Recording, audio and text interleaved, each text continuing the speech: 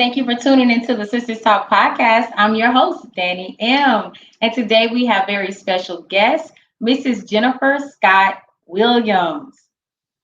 Gotta give it up to her, man. We already have comments coming in, guys. So thank you guys so much for tuning into the show. It's a very special edition. We're going to talk about diversity in the space industry.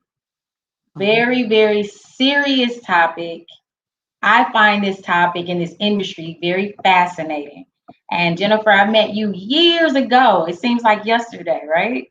It does. It's been a while, but it's so good to talk with you and see you yet again. Same here. And we've weathered many storms since that time, haven't we? We not? Yes, ma'am. Absolutely. Yeah. So without further ado, please tell the audience who you are and what you do at NASA. All right. Well, I am, like you said, Jennifer Scott Williams, and I am an Air Force baby.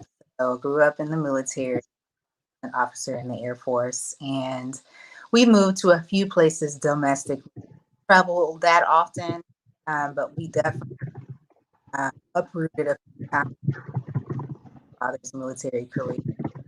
Graduated high school in Florida, attended college in the Atlanta University Center, Spelman College for undergrad, as well as the Georgia Institute of Technology for undergrad as well. So I obtained dual degrees, mathematics and electrical engineering.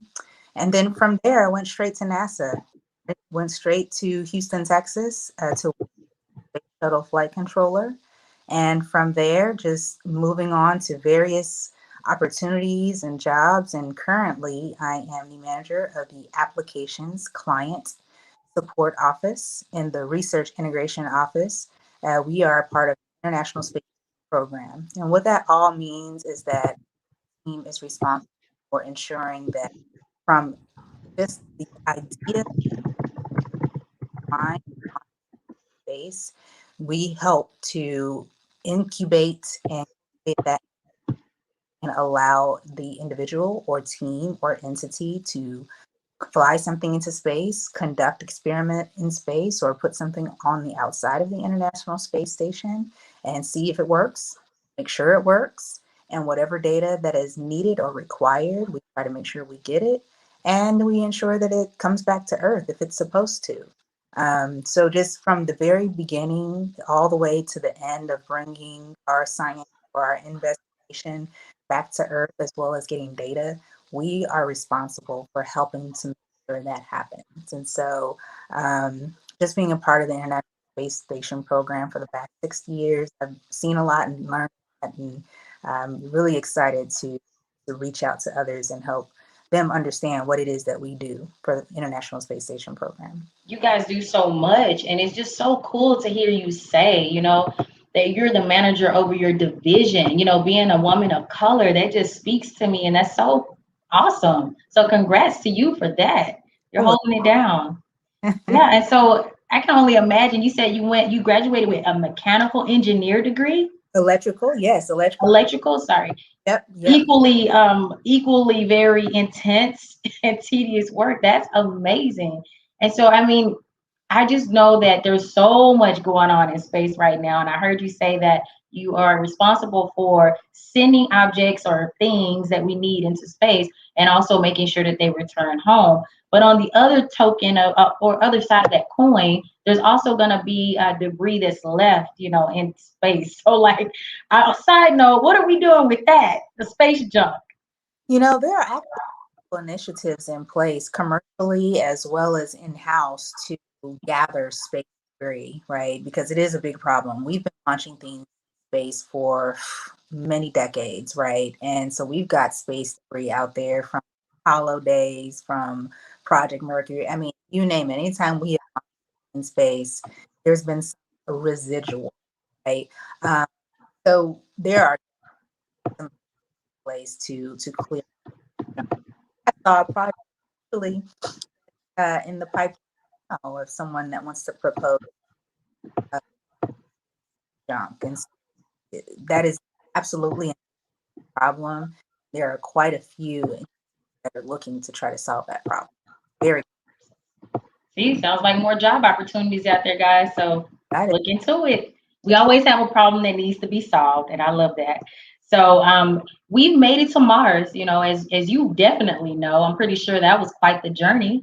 For people who don't know, I was actually a part of the Texas Aero Scholars Space Program, or it was like a high school program for kids. Do you guys still do that, by the way? We do still have the Aerospace Scholars Program, and we also have a component of that called HOS, High School Air Scholars, and we still do, even virtually, we are still doing those programs for high school students, as well as NCOS, which is the community college component of the Texas Aerospace Scholars Program. So yes, it is definitely in full effect as a part of our Johnson Space Center education program. Oh, absolutely. And it's so important, especially when we're looking at it from an angle of diversity, for these high school students to be aware that these programs exist because it can really reroute you, you know, in a positive way and help you to venture out on some of the talents that you didn't even know you had. So, getting back to the topic though, we've made it to Mars. I see us flying little helicopters around, kind of surveying the landscape and everything. And the Uh-huh. question is, we made it so far into space, you know, we made it to another planet. That's some people don't even believe that part, right? Because we have a lot of flat earthers out here. No offense to you guys who believe that, okay? But while we're making strides in space, how does it feel as a woman of color working in the space industry? How far do you think we've come in that aspect?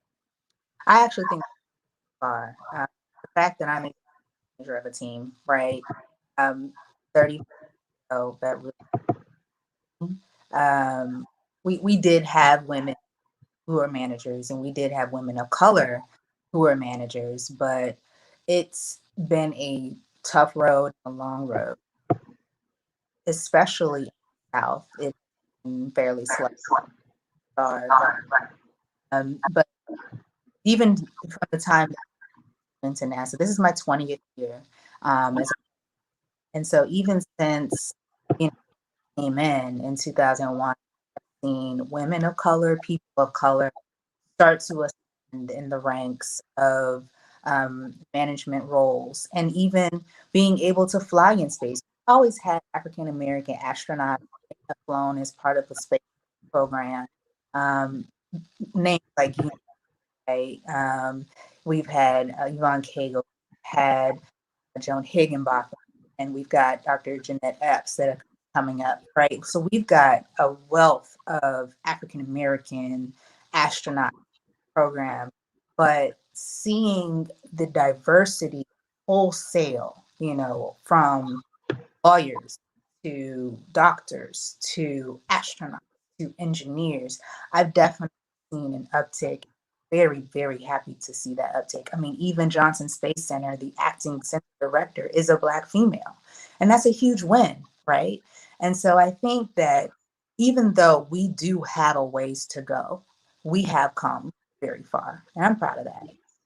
I love that. I love that. And you know, you're being honest, you're being fair about it, about your answer. And I think a lot of us can even attest, we can see that. We can visually see it happening in real time. So we're making history and we have to continue to make that history. And I think seeing you on this show today in the role that you play at NASA, because everybody know NASA is like the world's leading space industry in the world. So, I mean, you have a bum job title on the planet. It's not just, you know, in Houston, right? So, I mean, that's just, you know, that's just amazing. And I hope that, you know, you guys that are tuned in today will share this podcast today so that it will encourage other people to find it in themselves, to find their true potential, and don't allow some of the stigmas that we see in society to hold them back, right? So that's important for us to get that frequency out there. So we do have some questions rolling in. So what was the most challenging part of your career? And what was the pivot point for you, and if any? And that's coming from Genesis Kemp. Hi, thank you for the question. So, probably the most part of my career getting certified as a space shuttle flight controller, right? So that's really what I was hired to do. I came out of undergrad with an electrical engineering degree with a focus on telecommunications, and I was hired as an INCO, Instrumentation and Communications Officer, right? That's the call sign for our group. And so I came on as a newbie, you know, thinking I knew everything, right? I'm an engineer. I got my degree. I know what I'm doing. Can't tell me nothing.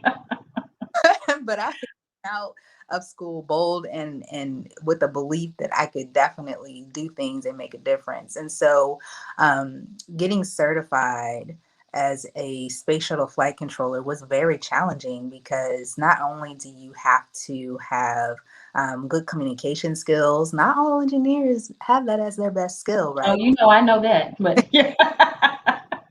Being able to convey technical information in short bursts, being able to listen to various voices going on at the same time, because when you're in mission control, so many people are talking at the same time about different things. So you have to be able to zone in on what's most important.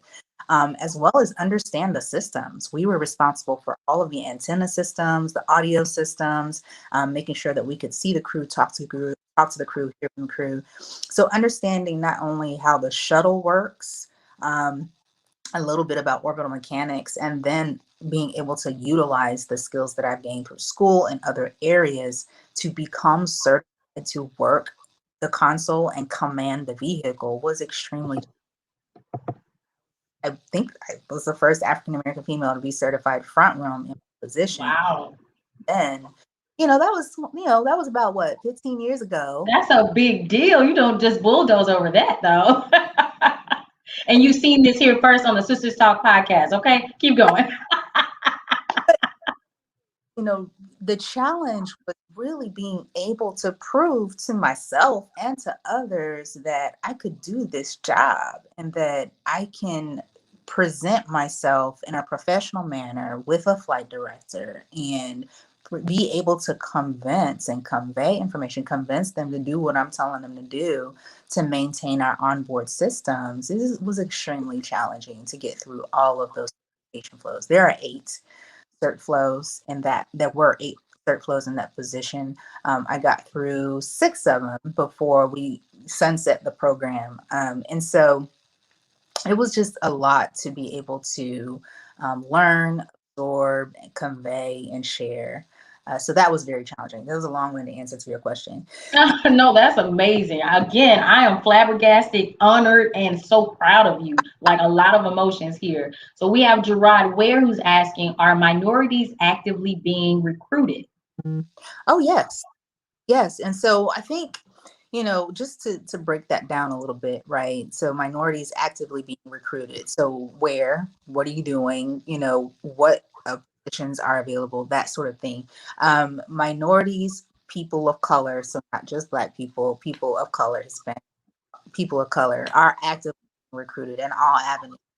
I think that it's important to convey that there are definitely opportunities out there for anyone to apply to NASA. You just go to usajobs.gov and look up NASA jobs, right? And you can apply. I think we'll probably talk a little bit more about that later, but to clearly answer your question, yes. And we were just recruiting at the NESB conference this past March.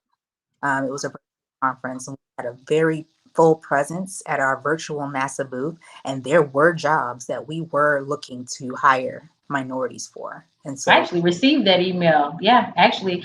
And that, for people who don't know what NESB is, look it up. I mean, it's a fantastic organization, and it really does encompass and embody what you would expect at NASA. Sometimes they even do trips. I mhm, remember I went on a convention to NASA, and it was beautiful. And you meet people of all backgrounds, and some, in that particular case, it was for Black people. But I mean, there were still other ethnicities there, and you learn from these people, and you understand that you have people from different financial backgrounds, class of people. It was a beautiful thing to see, and some of the projects that we worked on, and I would probably won't be able to say that on this show, is just you're seeing it play out today, and it's just a wonderful feeling to say, okay, I was a part of that.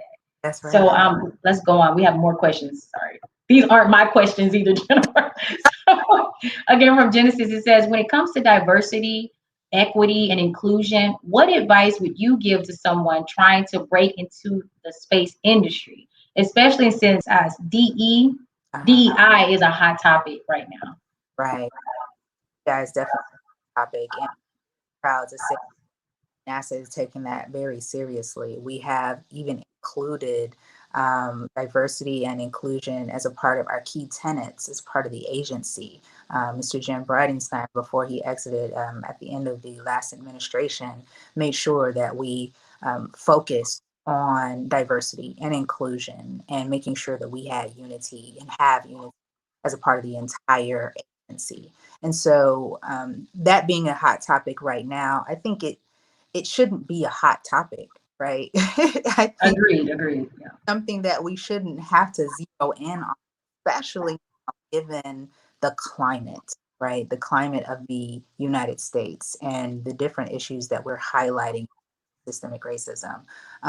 But DEI is a key issue, a key tenet as part of our agency. And breaking into the space industry, it's just a matter of having an idea. It's a matter of having an idea and connecting and talking to people that are already in the industry. So I wouldn't say there are barriers to entry, but there's challenges. Right. I love that. I love that answer. Now we're gonna get over to some of my questions too. Ooh, we're just gonna wear you out, Mrs. Mrs. Scott Williams. But that's what you're here for. So let me ask you, do you see, or where do you see average citizens being in the next 30 years? Do you see us being able to do a tour around the moon? I mean, look at Jeff Bezos, what he just did, a few days ago. What do you see happening for us, regular citizens, in the next 30 years? Oh, I see citizens going to the International Space Station as early as January 2022. Really? Right. So set up Axiom Space, I believe it's .com. Don't quote me on that one. I just was visiting with that site earlier today. There is a company that is flying private astronauts to the International Space Station. And so when you say average, I would say average, not astronaut, right? Right, correct. Yes. Those opportunities are in existence, have already been in existence. You had to have a lot of money to do it before, right? You had to be a multimillionaire, a billionaire to fly as a space tourist with the Russians or what have you. And those opportunities are few and far between. But companies like Hexium are looking to make it more common for regular, citizens to be able to go into space, starting with the International Space Station as a platform. And so these things are happening right now. So within the next 30 years, there will be, I would say private or commercial space stations out there. Wow. That's incredible. So instead of the kids going to the mall, they're like, you know what? I'm gonna go in orbit for about a day, mama. I'll be back. I mean, hey, that's the limit. That's crazy to think of. But a lot of opportunity, a lot of money to be made. So have I know you've seen some amazing things since you've worked at NASA. Like, I don't even doubt that. But could you expand on an unforgettable moment that you've had during your employment with NASA? Oh gosh, the one in particular was sitting in mission control, watching the data flow as we launched the very, very last shuttle into space. And just looking at the data, looking at the camera imagery, and being in that moment was truly unforgettable because we would never have that moment again. And so just being able to experience that and see that and say, hey, I was there, was truly amazing. And just anytime I was in mission control, sitting in the front room, commanding the cameras while everyone's quiet, right? The crew's asleep. We got full reign of the cameras. And so camera orbiter to look for thunderstorms, right? So those are moments. Yes. Let's read some more of these comments. So Genesis says, for Nesby, do you have to be an engineer to to be included since it's National Society of Black Engineers? No. The short answer is no. You don't have to be an engineer. Anybody can join. And I've got colleagues and classmates from back in the day that were not engineers. They had econ majors, business majors. Anybody can be a part of NSB. But be ready to work now. Be ready to work. Give you some projects to work on. And so Gerard Ware says, for clarity, what about early recruiting for students in middle school and high school? I personally believe that the careers that the two of you have need to reach out to kids early. 100% agree. And we have a pipeline NASA where we reach out to students when they're in K through 12, right? And so even littles are able to be exposed to NASA through different projects. So I would highly encourage you to education.nasa.gov, if I'm not mistaken. Again, really just Google NASA education and see all of the different programs from K through 12, as well as undergrad and graduate activities and programs. The earlier you get into the pipeline, the better the odds are of employment with NASA, especially as a civil servant, because that's extremely difficult to do just because of the federal government hiring cap that exists, right? And so become a part of the NASA pipeline as early as possible. We already talked about TAS, Texas Aerospace Scholars. We've got Hunch, high school students who are united for the creation of hardware in space, right? So there's all kinds of programs out there that you can become a part of. ELN, ARIS, all kinds of things you can do even as a student to join that pipeline. Yep, I love that question that he asked too, because children have such a wild imagination and oh, the places we could go, right? With middle school, even elementary kids, I have to say, would be the wildest, right? They can think of some incredible things. And Yes, you know, with your people like you and your level of expertise, you can bring it to life, you know? So absolutely. it's incredible. So, do you have any bucket list goals in your field? I mean, you're already living life. I mean, you're the manager, you're the head person in charge. But I want to know what's your bucket list goals, you know? Honestly, I've done a lot of the things that I've always wanted to do and things that I never imagined I could do. I've already flown in the zero G spacecraft, right? I've experienced gravity. I've already been to the vault where the moon rocks are held, right? I've worked in mission control. I've flown around the world to support the NASA mission. I've gone to Japan to speak on behalf of NASA. So I've done things that in my wildest dreams I never imagined. And so honestly, what's on my bucket list is just to keep on seeing what's out there and seeing what opportunities exist and take them. Yes, I love that. Ooh, okay, so what would you like to see happen with the space industry or just with society as a whole? What would you like to see for humanity? What I really want to see is more people getting involved in private space activity, commercial space activity, right? I don't see enough of us doing that, right? I see a lot of us that work at NASA doing great things, and that's wonderful. I see a lot of us in the contractor community doing great things in support of NASA, and that's great. I love it, right? But I think we can do a lot more commercially. We are still not in those spaces. We are still not bringing forth ideas to fly commercial space. We're not activities privately, gathering and garnering resources to do things as as a community and as a collaborative Mhm. with NASA or other entities. And I think that is definitely that we can increase the diversity in. We have an International Space Station Research and Development Conference in August. That's going to be August 3rd through 5th. It's going to be virtual and it's free for anyone to participate. And so I would highly encourage you all to get involved with that and see what opportunities exist for you to do things in the space industry and increase that diversity in other areas besides becoming astronauts, becoming NASA engineers, because there are a lot of things that we can do. Oh yeah. And I mean, let's be honest, and you can tell me better than I can say to the audience, that astronaut program is beast. I mean, you have to be able to, oh, that pass that stress test. You have to, there's a lot of things, you know, health wise that goes into that. So I mean, Mhm. yeah. Highly, highly competitive. And the thing is, while it's a thing to be an astronaut, and I tip my hat off about whatever it is to the astronauts that are in the program right now. There are still other ways that you can do things in space and in the space industry. And while those are the most visible, it's those invisible things to us that are really important. So being a part of those boards and panels, being able to speak on behalf of the research that you want to conduct in space, I think that's super important as well. Super cool too. This is my favorite topic. So Gerard Ware says the NASA channel is kind of boring. I occasionally watch it because I'm in need and love that kind of stuff, even though I'm afraid of heights. LOL.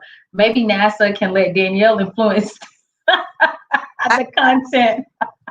or you can influence the content. Citizen. Tell us what you want to see, right? There you go, Gerard. Let them know. You know, honestly, and I'll speak for me. I mean, when growing up, because I grew up way back in the day, but we're not gonna go there. NASA would put up these images of certain planets and space, and I'm like, where's the color? And they would put this artificial color to it, and I'm like, why can't we just see what it really looks like? I don't need the artistic version. Give us the real version. So when we do go out into space one day, commercially we'll know what we're looking at. It's like, oh, I recognize this. Exactly. Yeah. Oh, you can't speak on that. Okay, I'll go on. I'll move on. Look, somebody gave us the eyeballs. Right on time. Okay, keep moving. So Genesis says, what are some of your hobbies that bring you joy outside of your love for your career? Oh, wow. Okay. Well, thanks for that question. So I like to exercise. Um, well, I say I like to. I exercise. Sometimes I don't like it, but it's It's necessary. the Houston Heat. I can tell you that. I'm an avid walker, runner. I've run about 8 half marathons, and so just that brings me peace, and it allows me to blow off steam. I also love to bake, so I really exercise so I can feed my needs. What? Okay, so what do you like to bake exactly? Cakes, cupcakes, cookies. I'm vegan, so I'm all about finding vegan recipes that I can bake that bring me much joy. And I found quite a few, honestly, that I That's love. awesome. So I'm gonna go bake a cake this evening. So I know that's right. I baked before I came onto the show. Actually, okay, my little 3-year-old was just making a mess, so that's her cake now. So Kelvin says he loves space, good. and Gerard calls me a nerd, or probably both of us. That's Oh, he says I'm in need. LOL. Okay, got it. Okay.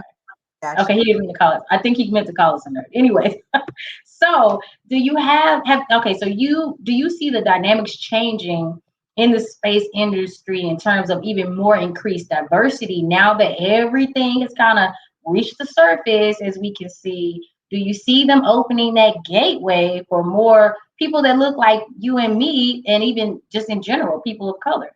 Yes, now's the time.